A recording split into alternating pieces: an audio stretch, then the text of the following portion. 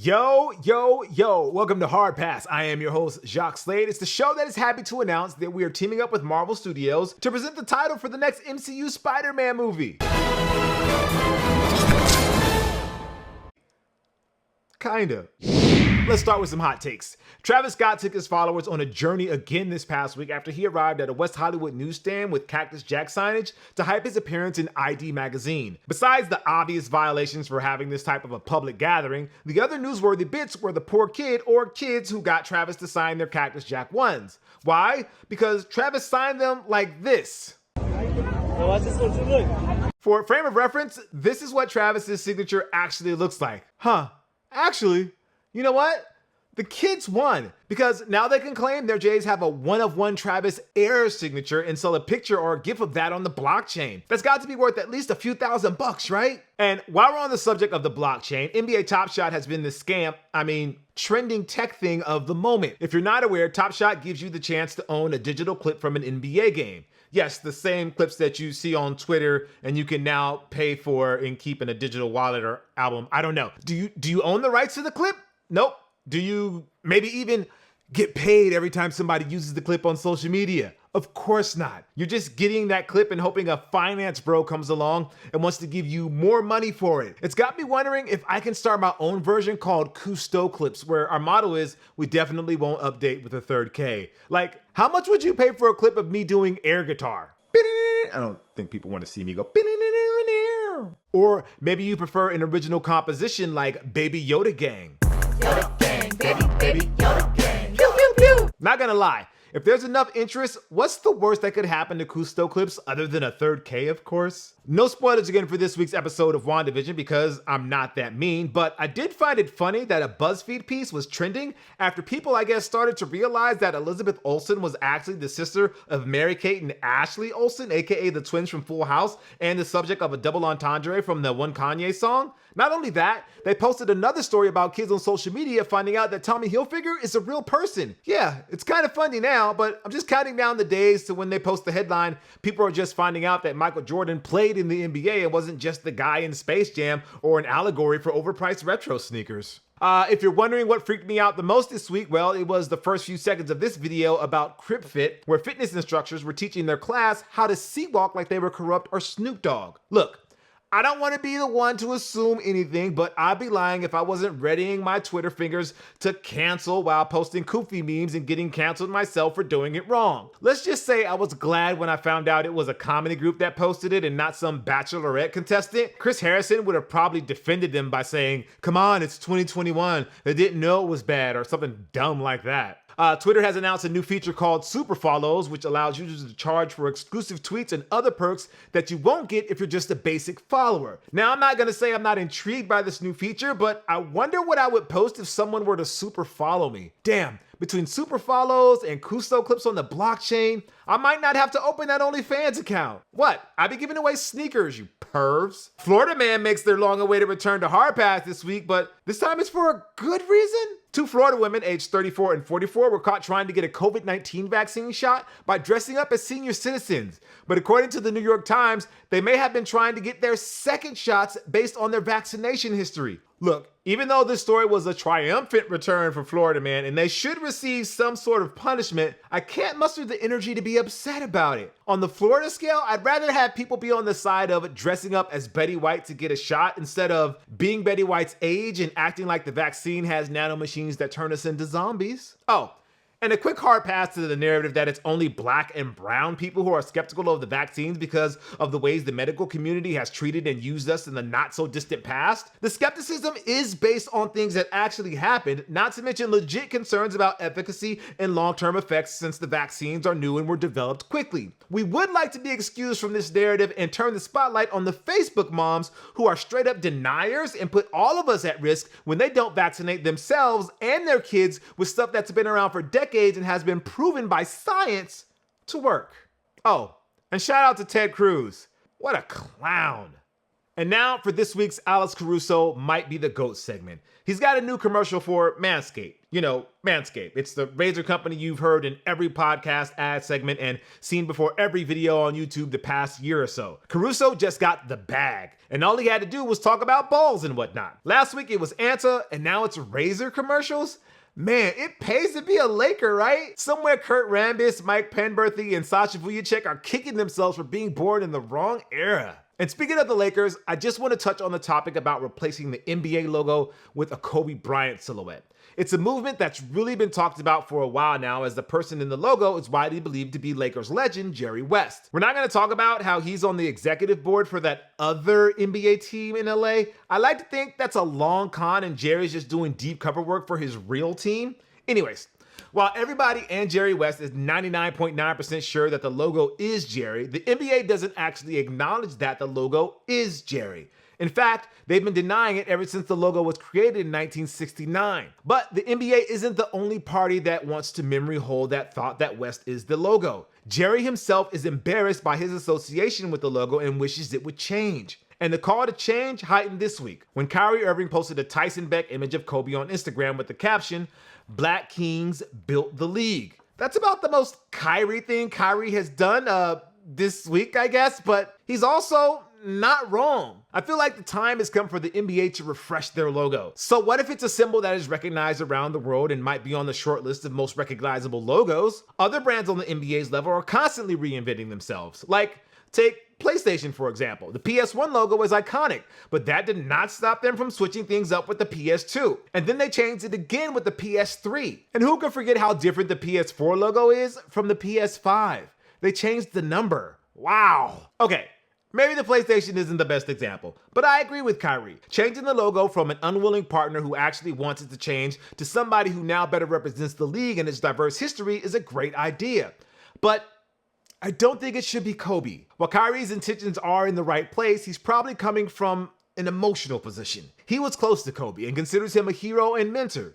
But because he passed away so soon and so tragically, I think there's a sense of rawness to his call to action. Now, I could be totally wrong about that assessment, and Kyrie has actually thought about this for a long time now and has logical explanations for why Kobe should be the logo. Either way, I don't believe it should be Kobe, but he could be on the short list. I mean, even guys like LeBron and Allen Iverson should be in that conversation if we're talking about players who should get consideration. But I think when it comes down to it, there are 5 names: Bill Russell, Kareem Abdul-Jabbar, Michael Jordan, and Magic Johnson, Larry Bird. Russell and Kareem are the 2 biggest stars from the early days of the league, right along with West. They were not only superstars who won multiple championships, but they were also leaders off the court who pushed for social change and continue to be towering figures to this day. Jordan would be the obvious easy pick because of his GOAT status, and I think it would be hilarious to see a double jump man on NBA jerseys, but if somebody's going to have issues and demand control with how his likeness is used, especially on the scale of the NBA, it's going to be the guy who sued a Chinese brand for stealing his silhouette for years and only got pocket change as a settlement. Magic and Larry would be fun because their rivalry in the 80s elevated the NBA from tape delay to primetime. You can't have one without the other. I'd like to see how they would fit them both into that same space. But again, this is all a pipe dream right now because the NBA would see this as a lose-lose proposition that would take years, if not decades, to reset. I personally don't see it that way because I think the world would embrace a new logo that was more representative of the times, but I just don't see Kobe's silhouette taking on that role. So, Naomi Osaka's time is now. Like, right now. Cue the John Cena music.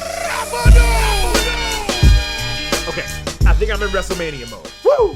Anyways, after winning her 4th major championship last weekend, Osaka added another title to her growing collection and established herself as a superstar in a sport that really has been looking for somebody to pass the torch for a while now. I mean, Serena Williams is still at the top of the list when it comes to who brings the most eyeballs to tennis, but Osaka is their best bet right now to have a dominant run for the next decade and beyond. And that is where Nike comes in. After winning her first major and being thrust into the spotlight as an Adidas athlete, Osaka signed with the swoosh in 2019 and has been prominently featured in everything that they do. She's had 2 special edition sneakers with her branding and style on it, a Comme des Garçons Nike Blazer collab, and a special Japan exclusive version of her on-court shoe, the Nike Air Zoom GP Turbo.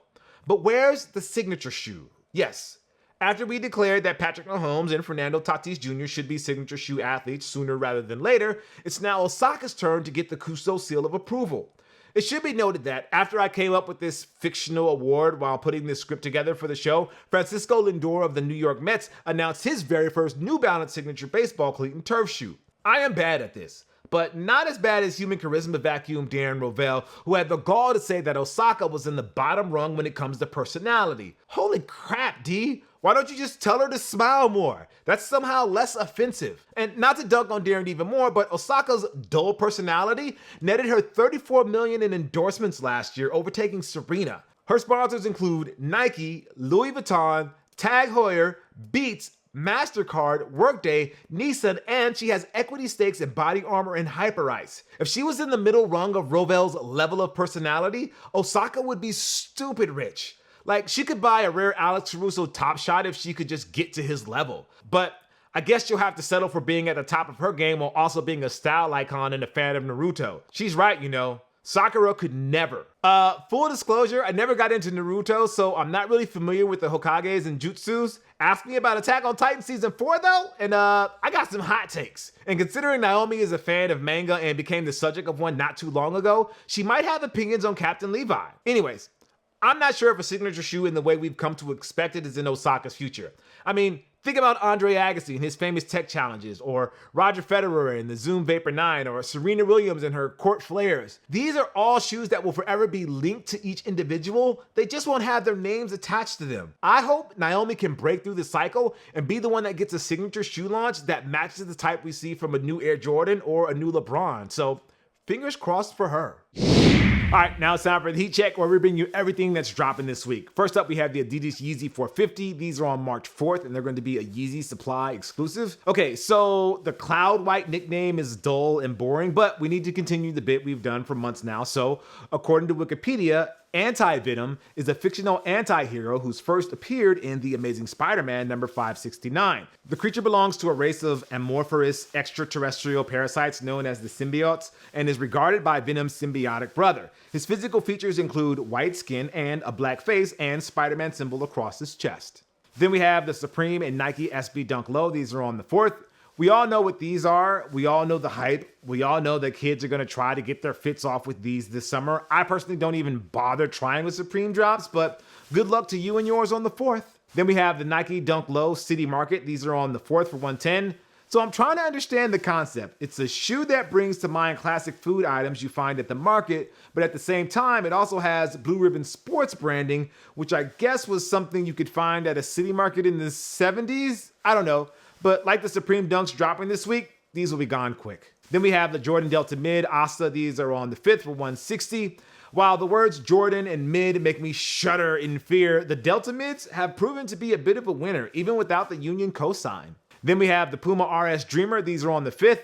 Hey, they're promising something big with this one, so more on that later. Then we have the Reebok Pump Omni Zone 2 D Brown. These are on the 5th. I guess everybody moved their calendars a few weeks to line up with this weekend's NBA All-Star game that I don't understand why we're actually doing or having. The Pump makes a return for its, 30th anniversary? Gosh, you guys are old. Then we have the Reebok Question Why Not Us on March 6th. It's a retro of the pair AI wore during the legendary 2001 All-Star game when he led the East to a stunning comeback against a very loaded West squad. Damn, that was 20 years ago? God, stop making people feel old, Reebok. Then we have the Air Jordan 1 University Blue on the 6th for 170. Okay, I love University Blue or Carolina Blue, but there are just too many out there between the Jordan 1 Low and the Jordan 1 High. At least with the black and red J's, we've got Chicago 1s, Black Toe 1s, and Bread 1s. Just a little branding nitpick that I hope gets fixed pretty soon. And then my pick of the week, the Air Jordan 4 Golf in white cement. This is on March 4th for 220. Someday, when they tell the updated history of the Air Jordan, the golf segment will be just as prominent as the skaters who brought J's on clearance in the 80s. Just giving you all a heads up so you can be on the ground floor of this movement. Listen to me. And now for a heat check on Puma's promise to beat the bots. The RS Dreamer has been quite a success story for Puma. J. Cole's signature shoe has been a quick seller for the brand in multiple colorways, and with the sequel already available now, this is quickly becoming a big chapter in Puma's comeback story.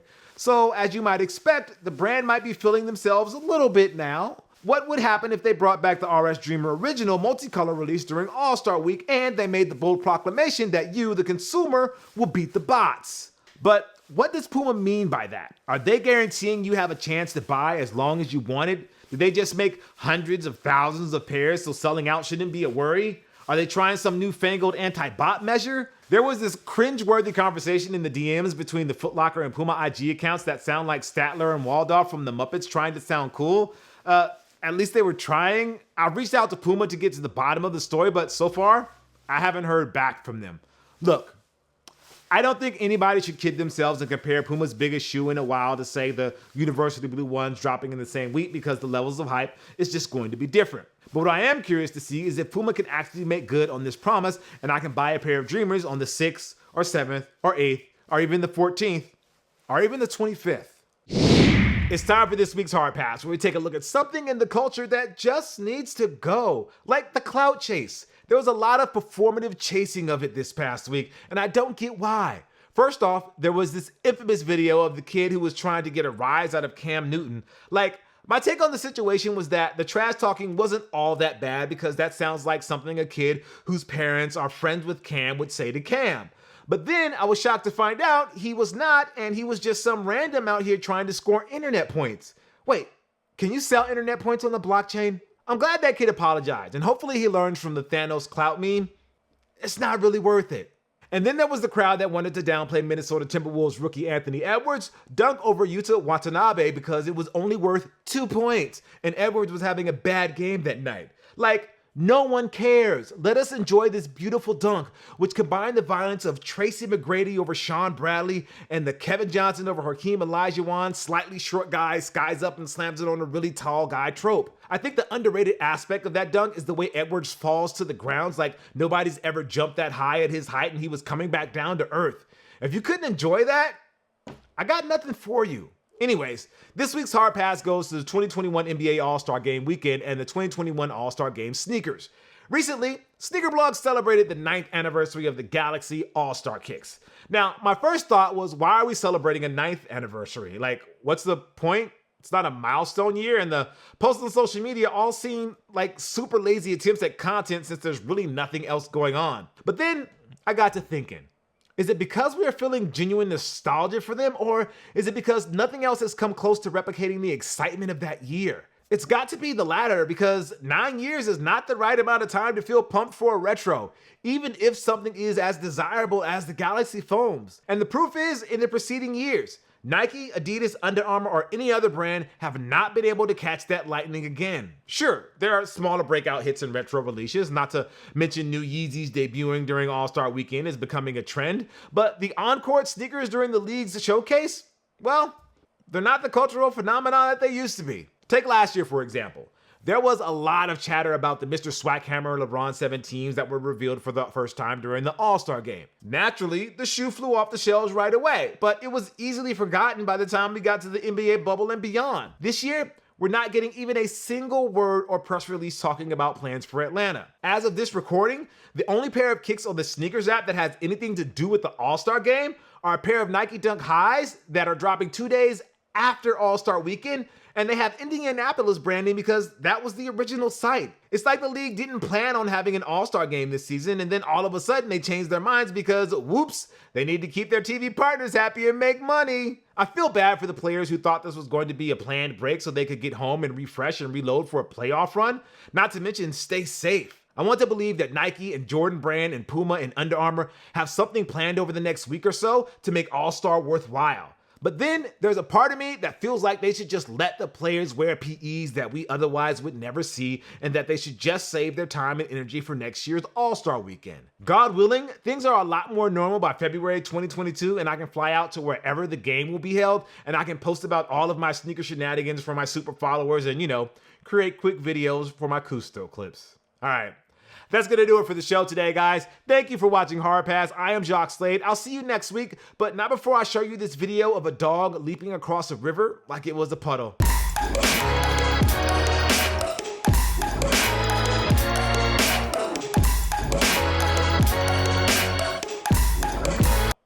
It's not like he got points for that jump. Whatever. I'm kidding. I'm not a hater. I'll see you guys next week. Peace.